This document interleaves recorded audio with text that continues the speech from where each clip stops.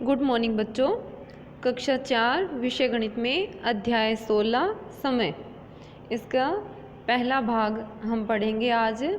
तो इसमें हम तारीख कैसे लिखते हैं, सप्ताह में कितने दिन होते हैं, महीने में कौन से महीना वो कितने दिन का होता है और वर्ष में कितने माह होते हैं, इन सब के बारे में हम पढ़ेंगे। तो देखिए ये अब क्या है, ये लड्डू लाल का टीसी प्रमाण पत्र है। ध्यान से देखिए, इसे ऊपर ऊपर लिखा हुआ है, देखिए लड्डू लाल का टीसी प्रमाण पत्र। विद्यालय का नाम है, देखिए राजकीय उच्च प्राथमिक विद्यालय बिशनपुरा, तहसील कनवास। यानी जो लड्डू लाल जो बच्चा है वो इस स्कूल में पढ़ता है, राजकीय उच्च प्राथमिक विद्यालय बिशनपुरा में। अब देखिए लड्डू लाल के पिताजी का क्या नाम है, मुरारी लाल। कहाँ के रहने वाले हैं ये, बिशनपुरा के और कोटा जिले के। जन्म तिथि कितनी है, क्या है, लड्डू लाल की जन्म तिथि है 4 मार्च 2001। देखिए 4 फिर डैश है छोटा सा, फिर देखिए 3 और फिर डैश 2001। तो इसमें जो 4 है ये क्या है, तारीख, फिर 3 ये क्या है, महीना है, यानी तीसरा महीना। तो तीसरा महीना कौन सा होता है, अंग्रेजी महीनों में सबसे पहला महीना जैसे जनवरी, फिर फरवरी, तो तीसरा महीना हो गया मार्च। 4/3/2001 यानी 4 मार्च तीसरा महीना। तारीख है 4 और सन यानी किस वर्ष में हुआ था, तो वो कौन सा है, 2001। तो आपको ये याद रखना है कि जब हम तारीख लिखते हैं इस तरह से, तो इसमें पहले क्या होता है, दिन यानी इस तारीख को हुआ था, फिर दूसरा है महीना और लास्ट में लिखा होता है सन यानी उस वर्ष में हुआ था। तो मुरारी लाल का जन्म है वो 4 मार्च 2001 में हुआ था। अब देखिए इस स्कूल में लड्डू लाल ने कौन सी कक्षा में प्रवेश लिया था, पहली कक्षा में। उस दिन तारीख क्या थी, 7/7/2007 यानी 7 तारीख 7वां महीना और सन था 2007 को पहली कक्षा में इस विद्यालय में प्रवेश लिया था। फिर देखिए वो इसी विद्यालय में पढ़ता रहा और जब वो कक्षा 8 में हुआ, वो विद्यालय कहाँ तक था, 8वीं तक ही था। तो उसको आगे 9वीं कक्षा में प्रवेश के लिए दूसरे विद्यालय में जाना पड़ेगा, तो उसको उस विद्यालय से टीसी लेनी पड़ेगी। तो 8वीं कक्षा में उसने उस स्कूल को छोड़ दिया। क्यों छोड़ा, क्योंकि आगे उसमें कोई कक्षा नहीं थी।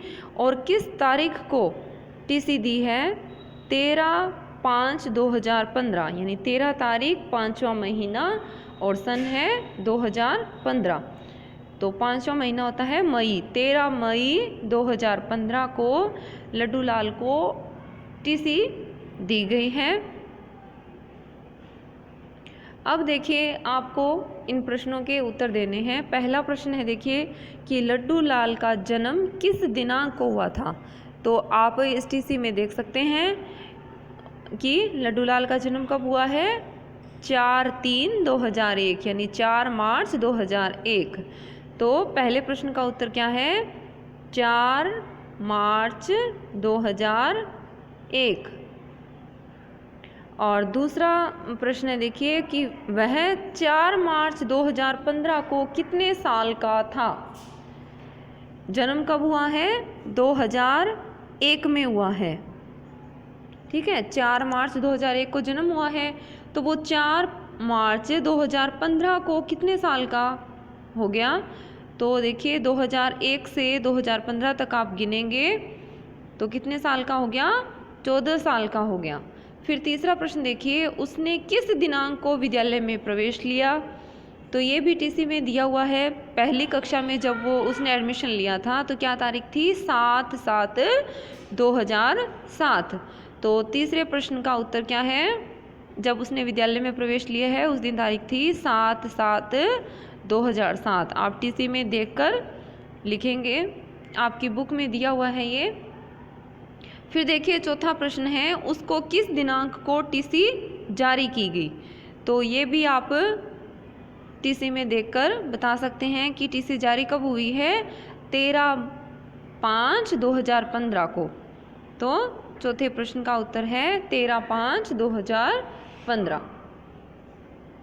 फिर देखिए आगे, जैसे लड्डू लाल का जो जन्म है वो 4 मार्च 2001 को हुआ है। इसी तरह से आपको अपनी जन्म दिनांक तो याद है ही।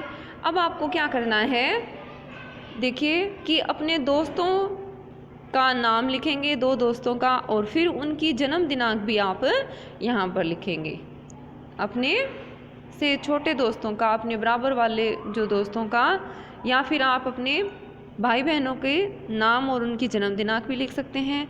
फिर देखिए कि अब अपने से बड़े दोस्तों की तालिका बनाओ। तो इसमें आप क्या करोगे, कोई भी 2 बड़े दोस्तों के नाम लिखेंगे और उनकी जन्म तारीख भी आप उनसे पूछकर लिखोगे और इस तालिका को पूरा करोगे। पहले भाग में आपको क्या करना है, इसमें अपने से छोटे दोस्तों के नाम लिखने हैं। कोई 2 दोस्तों के नाम लिखकर उनकी जन्म तारीख लिखनी है, और इस नीचे वाले जो रिक्त स्थान है इसमें आप अपने से बड़े दोस्तों के नाम और उनकी जन्म तारीख लिखेंगे। अब देखिए इसको ध्यान से, क्या दिखाई दे रहा है आपको, कैलेंडर है। जुलाई 2015 का कैलेंडर दिखा रखा है। कैलेंडर आपके घर में भी है, आपने देखा होगा। और कई बच्चे तो यूँ भी करते हैं कि कैलेंडर, जब भी कैलेंडर नया लाते हैं उसी दिन ही जिस महीने में मतलब उनका जन्मदिन आता है तो उस तारीख पे वो गोला बना देते हैं। ये आदत होती है। और कई अपने परिवार के सदस्यों के भी उन किस महीने में किस तारीख को उनका जन्मदिन आ रहा है तो उस पे वो गोला बना देते हैं। तो आपने कैलेंडर देखा होगा। अब इसमें ध्यान से देखिए, रवि, सोम, मंगल, बुध, गुरु, शुक्र, शनि, क्या है ये, वार हैं। रविवार, सोमवार, मंगलवार, बुधवार, गुरुवार, शुक्रवार, शनिवार। कितने हैं, तो 7 हैं। देखिए 7 वार हैं, 7 दिन हैं ये। तो 7 दिन से क्या बनता है, एक सप्ताह बनता है। सप्ताह में 7 दिन होते हैं, ये आपको याद रखना है। फिर देखिए अब जो रविवार वाला खाना है इसमें देखिए 4, 11, 18 और 25, यानी ये जो जुलाई 2015 का कैलेंडर है इसमें रविवार है, ये किस किस तारीख को आएगा, 4 तारीख को रविवार होगा, फिर 11 तारीख को रविवार होगा, फिर 18 को और फिर 25 को। तो इसमें आप ध्यान से देखिए, जैसे 4 तारीख को रविवार आया, फिर उसके बाद में अगला रविवार 11 तारीख को आया, तो कितना अंतर है, 7 का। यानी अगर जैसे हमसे पूछ ले कि जैसे बुधवार को लीजिए कि 7 जुलाई को बुधवार है, तो अगला बुधवार कब आएगा, तो हम इसके लिए क्या करेंगे, उसमें 7 और जोड़ देंगे। आज जैसे मान लीजिए 5 तारीख हो कि 5 जुलाई को सोमवार है, तो अगला सोमवार कब आएगा, तो हम 5 में क्या करेंगे, 7 जोड़ देंगे। तो 5 और 7 कितने हो गए, 12। तो 12 तारीख को अगला सोमवार होगा। तो इस तरह से किसी भी दिन में 7 जोड़ने पर अगली तारीख आ जाती है कि अगली तारीख को, इस तारीख को भी वो वार होगा। जैसे देखिए इस तालिका में इधर वार दिखा रखा है और इधर उसकी तारीख। तो देखिए शुक्रवार कब है, 2 सितंबर को शुक्रवार है। तो ये हमसे पूछ रहा है कि अगला शुक्रवार कब होगा। आज अगर 2 तारीख है, 2 सितंबर को शुक्रवार है, तो अगला शुक्रवार कब होगा, तो इसके लिए हम क्या करेंगे, इसमें 7 जोड़ देंगे। तो 2 में 7 जोड़ने पर कितना आ गया, 9, यानी 9 सितंबर को अगला शुक्रवार होगा। फिर उससे अगला शुक्रवार कब होगा, तो 9 में 7 और जोड़ देंगे तो कितना हो जाएगा, 16, यानी 16 सितंबर को अगला शुक्रवार होगा। फिर उससे अगला शुक्रवार कब होगा, तो उसमें भी हम क्या करेंगे, 16 में फिर 7 जोड़ देंगे, यानी 23 तारीख को, 23 सितंबर को अगला शुक्रवार होगा। तो इस तरह से कोई भी वार हमें दे रखा हो, उस दिन की तारीख दे रखी हो और पूछे कि अगला शुक्रवार या अगला रविवार कब आएगा, तो हम इसके लिए क्या करेंगे, उसमें 7 जोड़ देंगे। याद रखना है आपको। जैसे आज शुक्रवार अगर 2 तारीख है तो अगला शुक्रवार किस तारीख को होगा, इसके लिए हम क्या करेंगे, उसमें 7 जोड़ देंगे। अब देखिए सप्ताह के दिन, आप जानते हैं सप्ताह में कितने दिन होते हैं, 7 दिन होते हैं। कौन कौन से, रविवार, सोमवार, मंगलवार, बुधवार, गुरुवार, शुक्रवार और शनिवार, ये 7 दिन होते हैं। अब देखिए इसमें दिखा रखा है तालिका में कि 3 दिसंबर को क्या वार है, मंगलवार है। तो अब आपको बताना है कि 7 दिसंबर को क्या वार होगा। तो आप इसमें इधर जो सप्ताह के दिन का जो चित्र बना हुआ है, अब इसमें देखिए मंगलवार कहाँ पर है, ये मंगलवार है। अब इस दिन मान लीजिए जैसे 3 तारीख है, तो फिर 7 तारीख को ढूंढना है। तो देखिए 1 जोड़ेंगे तो बुधवार, 2 दिन बाद गुरुवार, फिर तीसरे दिन शुक्रवार, 4 तारीख होगी, 5 होगी, 6 होगी और ये होगी 7। तो 7 दिसंबर को देखिए कि बुधवार को जैसे 4 तारीख होगी, फिर 5 तारीख को गुरुवार हो गया, 6 तारीख को शुक्रवार हो गया और 7 तारीख को कौन सा वार आ जाएगा, शनिवार। तो इस तालिका में आप 7 दिसंबर है तो कौन सा वार होगा, शनिवार होगा, ये भरेंगे आप। फिर देखिए 13 दिसंबर को कौन सा वार होगा। अब देखिए हम जानते हैं कि जैसे 7 दिसंबर को शनिवार है, तो इसमें अगर 7 और जोड़ देंगे तब अगला शनिवार आ जाएगा। लेकिन यहाँ पर अगली तारीख देखिए 13 दिसंबर, तो 7 में कितने जोड़े, 6 जोड़ने पर 13 बनते हैं, 7 और 6 13। तो 7 अगर जोड़ते तो शनिवार आता, तो 6 जोड़ने पर शनिवार से पहले कौन सा आएगा, शुक्रवार।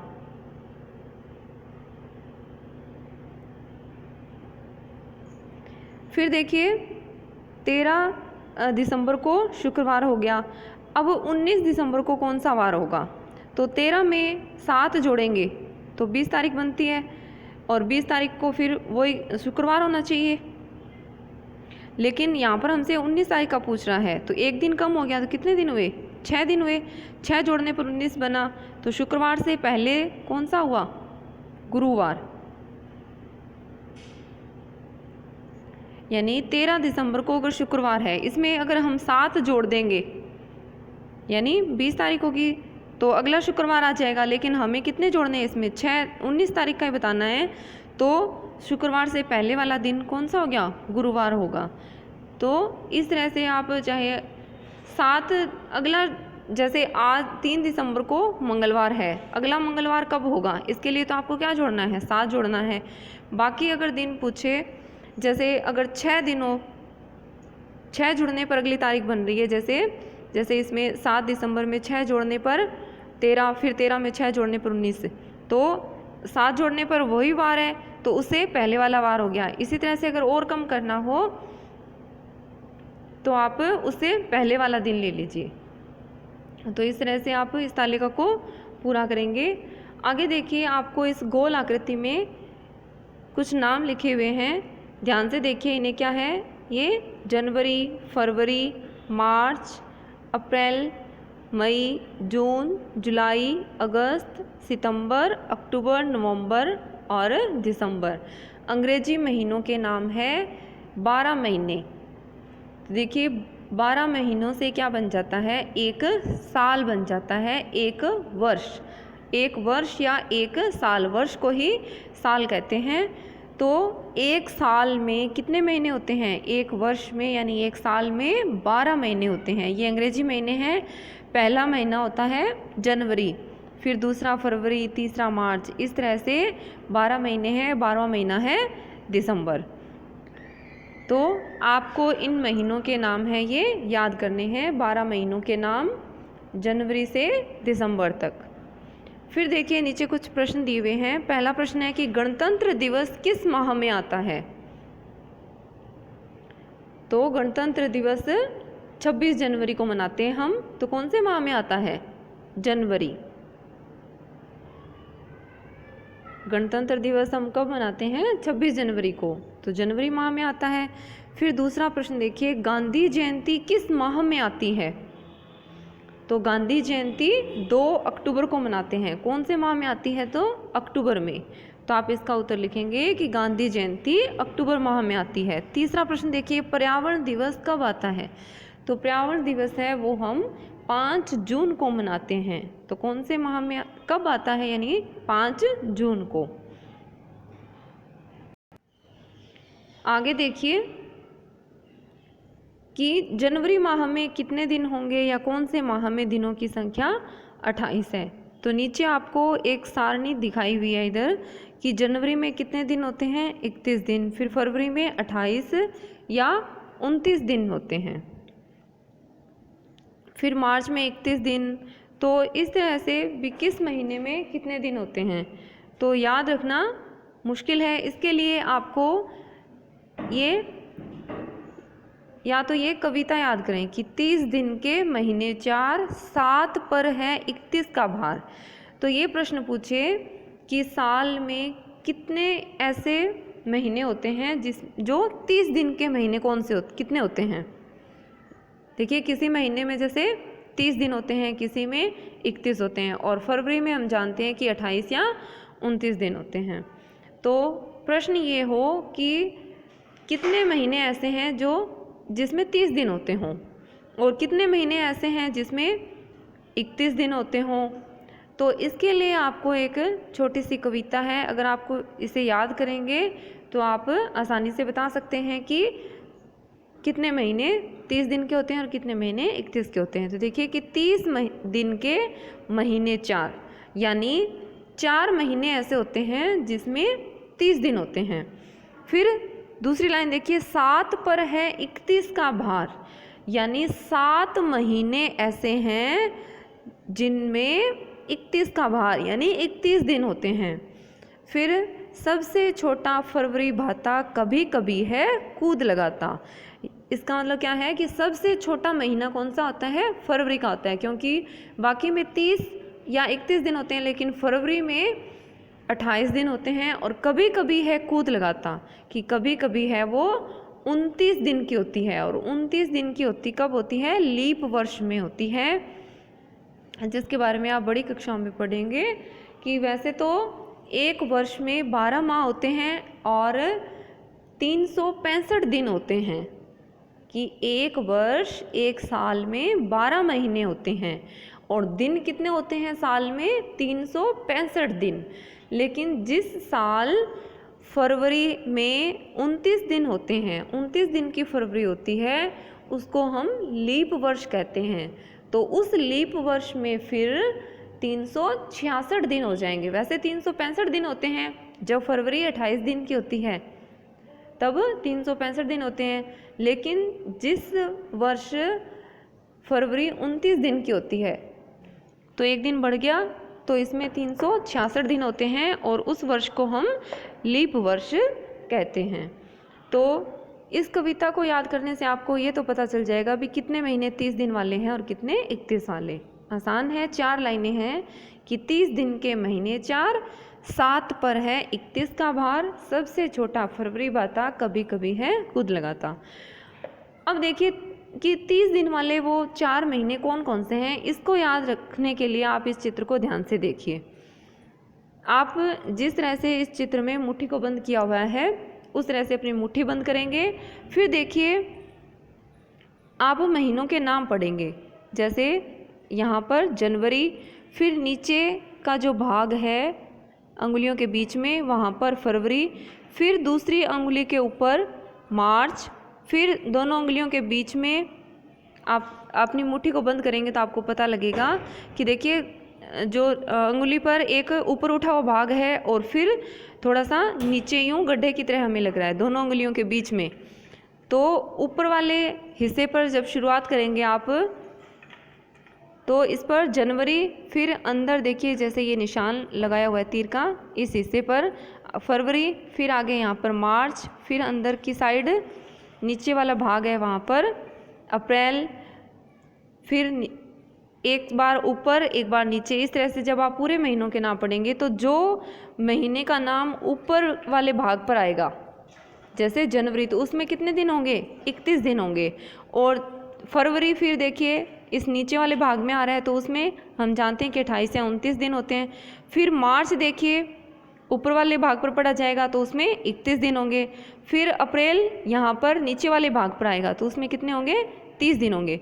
फिर अप्रैल के बाद मई ऊपर वाले हिस्से पर आएगा तो उसमें 31 दिन होंगे। फिर जून नीचे वाले भाग में आएगा तो उसमें 30 दिन होंगे। तो आपको याद रखना है कि जब आप इस तरह से मुट्ठी बंद करके महीनों के नाम पढ़ेंगे तो अंगुलियों के जो ऊपर वाला भाग है उस पर जो महीना आएगा उसमें 31 दिन होंगे, और जो अंगुलियों के बीच में नीचे जो भाग है इस पर जो जिस महीने का नाम आएगा उसमें 30 दिन होंगे। और फरवरी हम जानते हैं कि 28 या 29 दिन की होती है। तो आप इस वीडियो को ध्यान से देखेंगे और इसमें बताए गए जो अभ्यास कार्य है इसको आप करेंगे। धन्यवाद।